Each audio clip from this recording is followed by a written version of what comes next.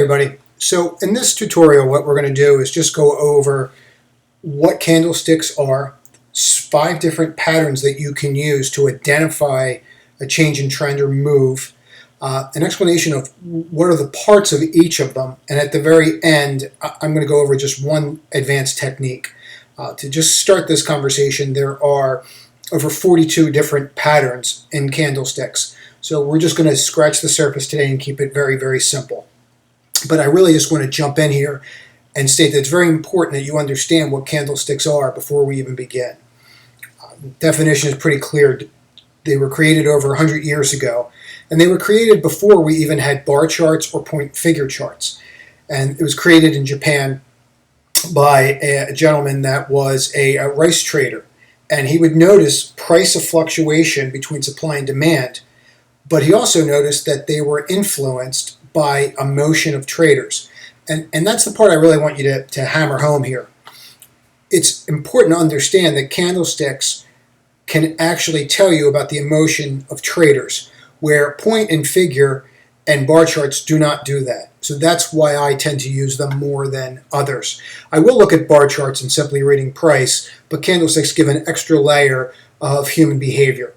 And we're going to get into that, and I'll explain it. But it's really important to understand just the very basics. So to begin with, let's go right over here and get into this. And I'm going to use examples very closely of what's going on right now in the market, because I think it'll be most helpful for identification. So there's 4 major components. Okay, very simple. There's the top of the wick, which is from the close on up. Okay, here's your close. That's where that green line is. This is the open. This is the body, obviously, in between there. And this is the bottom wick between the open and the low. And it works both ways, but let's just review it again. So here's the close, this line right here. Here's our wick. Here's our open. And here's our bottom wick. So that gives us an understanding of just what the parts are. But let's just extrapolate it out. And, for some, this is going to be basic, and that's okay. So let's just point at those parts in different bars. Okay. So here you just have the open. Right here you have that close. Here's the top of a wick, and here's the bottom of a wick. And it's just important that you familiarize yourself and understand those. And it's important that you understand what they represent. For example, this represents the open. That's pretty clear. This represents the close. Pretty clear. You really don't need me to go into much more detail, but this wick here, this wick represents price rejection, meaning we rejected, we did not close here, meaning that we had nothing but sellers in here all day, right? That's what this means. And in this case, we actually reversed and closed lower. So, and we'll get into the patterns and how to make money off of them in a moment, but it's really important you understand this concept. We had no more buyers to drive this up. Therefore, it came back down. It's an important concept. Okay. Same here, bottom wick. We had no more sellers. There was no one left to sell. Therefore, we went back up. And those points are very important, and you just keep them in mind, because when you start looking at the patterns, you'll start understanding a little bit better. Like, oh, geez, there was no more. That's why this transpired. And it'll explain a little bit better on why some of these patterns continue. So let's just get into some of the simpler things, and then we'll drill down into it. So let's just start here. And for those that feel that this is basic, you're right, this is very basic. And then we're going to get into patterns. And I do want to go over this one advanced technique that's pretty, when you start identifying it, it's very helpful. I use it a lot. So, very simple. A bar, bullish bar, open is lower than the close. It's not any more complicated than that. Any bullish bar where the open and the close are higher is bullish. I mean, it's that simple. We denote them green or red. When they created them in the 1700s, they were black and white, hollow and filled in. Doesn't really matter, it's 6 1/2, but the point that you're getting is that's why this one's green, that's why this one's red, that's how we denote what's going on with them. And very simply, let's go look at a bearish one. A bearish candle is where the open is, the high, and the close is lower. That's a bearish bar. That's a very simple way of determining who is in charge for the day. Just a simple, who is in charge of that? Who is in charge today? And that lets you know who is in charge. Okay, and it's very easy to denote, and it's a very simple concept. But again, I've made this for beginners, so I just really want to hammer that home.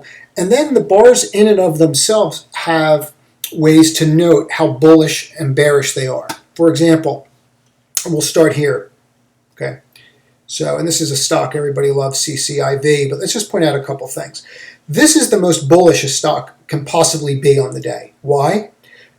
We have the low of the open and the high of the close. We don't even have a wick. So that just means all day long we were just bought right here, okay, on CCIV.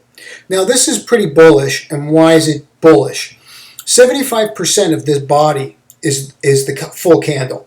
So the full candle has those points, right? The lower point, which is the lower wick, the bottom wick, the top wick, the close, the open. And what we have here, and I can blow this up a little bit better. So what you have here is 3/4 of this bar is filled with green. That's what you want to see for either, bullish or bearish. And I'll give a bearish example in a minute. This is about as least bullish as you can get. We open, we run all the way up, right? Like we run all the way up here, and then we close at the lower part, lower third or 25% of that bar. That's about as least bullish as you really want to see, and that's about as bad as it can really get and still be construed as bullish in my personal opinion. So, but now let's look at it on the other side. So this is about as bearish as you can get. We open at the high, we close at the low. It just means there's constant selling all day. It's pretty clear what's going to happen the next day when you see these bars usually. We'll address that in this pattern and how to profit from it in a moment. Now here, bearish, very simple. Why is this considered bearish? Well, very simply, 3/4 of the bar is consumed by the body. Here's your lower wick, here's your upper wick. Therefore, it constitutes being bearish. This is about as least bearish as you can get. And some people actually view it as a signal. But we'll get into that. So you can see you opened at the top, sold all the way down where price was rejected, right? And came all the way back. And you understand what I'm saying, meaning sellers refused to sell here, therefore it was rejected and we came back. So, and that was the least bearish. So that's a good example of 3 ways to spot where you're at, understanding that 1, they're bearish, 2, the level of bearishness, and you just want to have a general understanding of that before we get into the pattern recognition, because that tells you how you could look at those patterns and then define, is it really that bearish? Is it really that bullish? And it helps you a little bit. So that's why it was important just to go over those basics. But let's get into some of the more fun stuff now. So bullish engulfing is one that I use and really sets you up for what's transpiring, right? And I'm going to drill down into this, open this up, and we're really going to get into this. And I'm going to show you exactly how to trade this pattern. Okay, you should be using other indicators, but just for our purposes, we're going to go over and say you're just a straight candlestick trader, and that's all I'm going to go over here and explain this. Here's 3 examples of a trade that works solely based upon bullish engulfing. Okay, I'm not saying not to use others. I'm simply stating that these patterns work, and I'm going to give you examples that show it. So here you have the open and the close consuming the past left red bar. So the past bar has to be red, this bar has to be green, and it has to consume the body. It does not have to consume the wicks, and I'll say that again. It has to consume the body, not just the wicks. I don't really care about the wicks. As we stated before, the wicks are price rejection. So you can see here, and that's why some people even ask how I draw my lines and don't include the wicks. They're price rejection. They're not as relevant as where the stock opened and closed and the body of the move. So you can see here, took it out. Now that's not your trigger. Just because you have a bullish engulfing, that's not your trigger. And you might want to just take notes on this. Your trigger is when you take out the higher high of the bullish engulfing. That's your trigger to buy. Same with this. This was your trigger to buy. Not just because you do this. Now, a lot of people will just buy that day and then just use this as their stop, and that's okay. but technically you want to be above that before you do it. Here's another one. Encapsulates it. See how you have the day here? It's an inside day. So you could have bought this day, now you're second guessing, or you could have waited for it to trigger and then gone from there. So these are 3 examples of bullish engulfing, and I think they're really important to remember, and I really like the pattern, and I use that pattern a lot in identification. I find it very helpful. It might not be the full trigger that I'm using on it, but it's definitely one where I will drill down and start looking at it. And I may even execute just solely based upon that, but usually I look at a bunch of other indicators as well.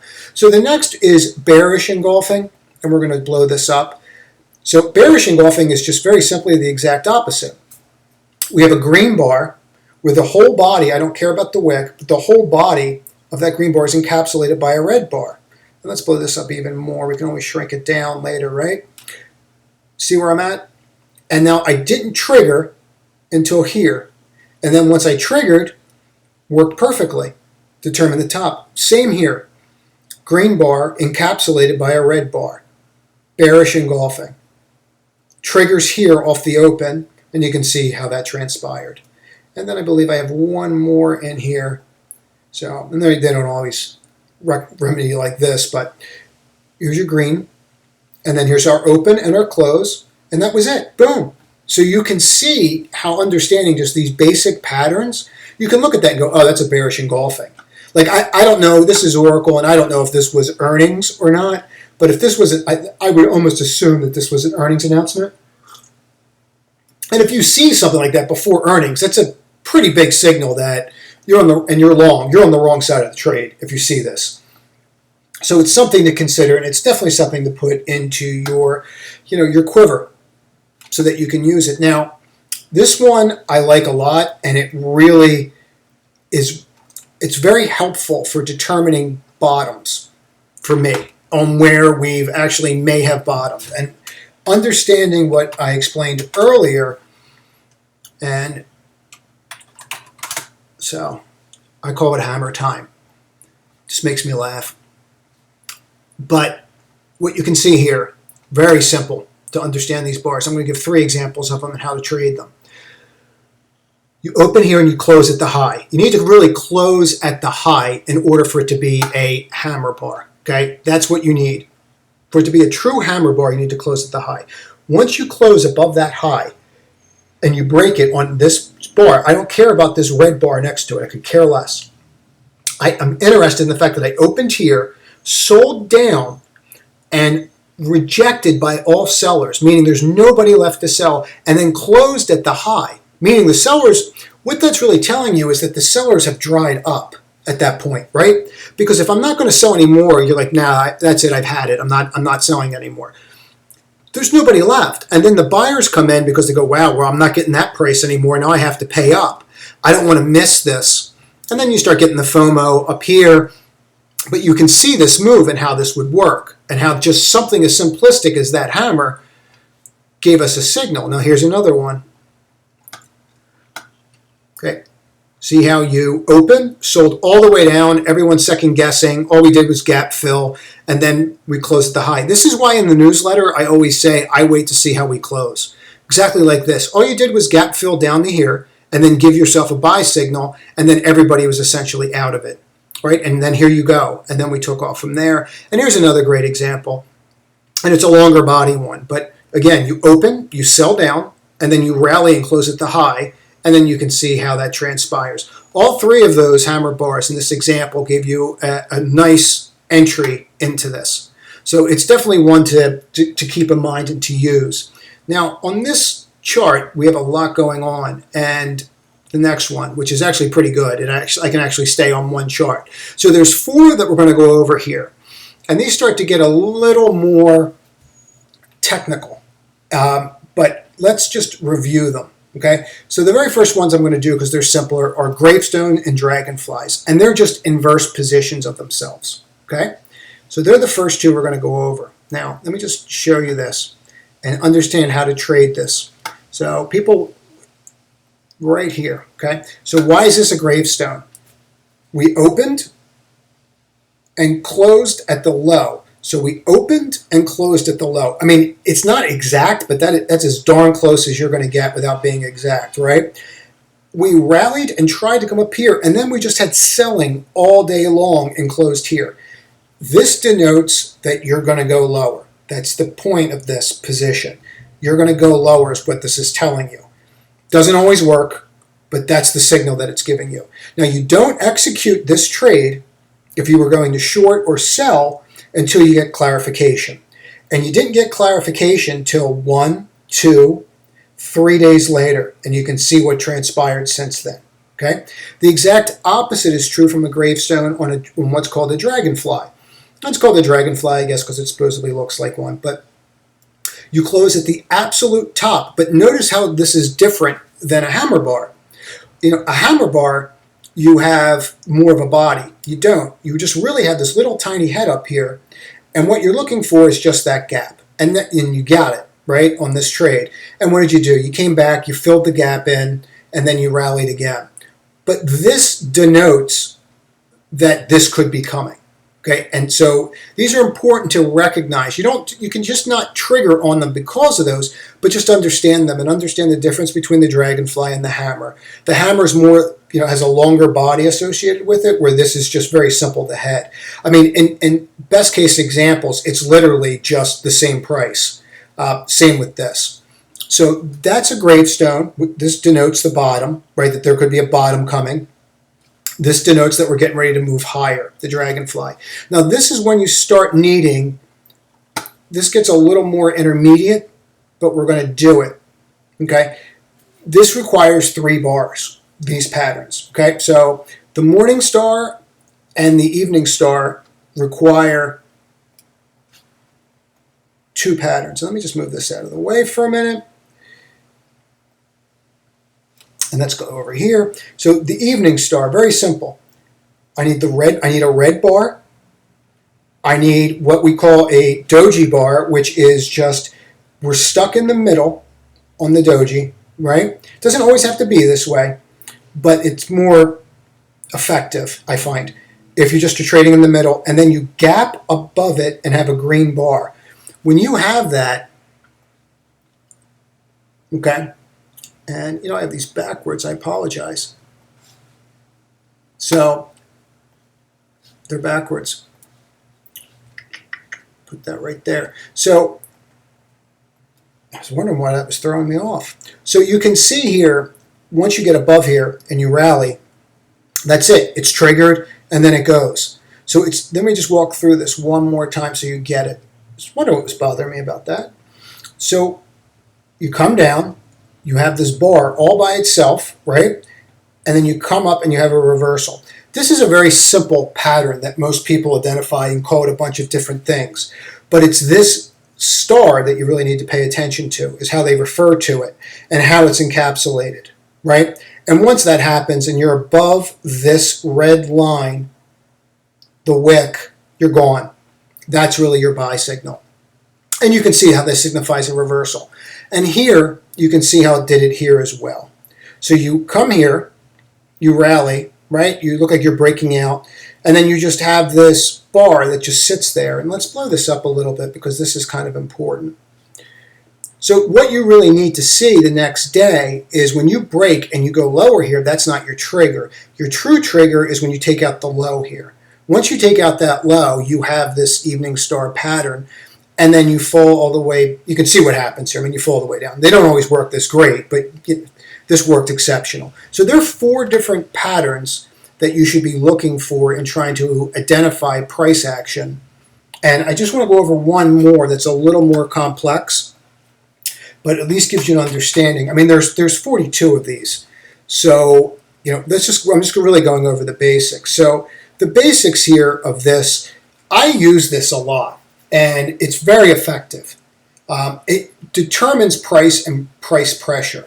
And so what's it called? It's called an island gap reversal. And you need at least 3 bars to be associated with them. And so we're going to open this way up, and I'm going to give examples of it here. So again, see this gap right in here? You have a gap right here. We'll move that right back here so you can see it. This space in between here, this space in between here, okay, that gives me this island. Once I have that island and I break out like this, this becomes a reversal. Once you're above this on the gap, you have an island reversal. Okay, and that's what you have. You usually get a change in trend with these. These are pretty powerful, and they have a higher degree of probability than some of the others that I showed you. You know, bullish and bearish, yes, they work. This works because it just shows the amount of pressure going one way or another. And just to give you another example here, right here, you have this gap from here on down, right? See the gap? 1, 2, 3 bars. Then you have the break. And you can see how we transpire and how we do based upon that, right? And the same is true on the other side. Right here, we gap up, 1, 2, 3, we gap down, and what transpires? We come all the way back down. So this can work just the same, 3, and then return, right? And it's because you have these gaps in there. So that's 5 different ones and one advanced idea. And you know, I hope you find this helpful. I would strongly recommend doing candlestick work and getting familiar with it. I hope this was basic enough, and I hope that for those that it wasn't basic enough, that at least it was a refresher. I do plan on getting more advanced with this, but I wanted to start at the very beginning. As always, please comment and let me know what I could do to make this more informative and other ideas as I start building this Trade Like the Pro series. Thank you very much.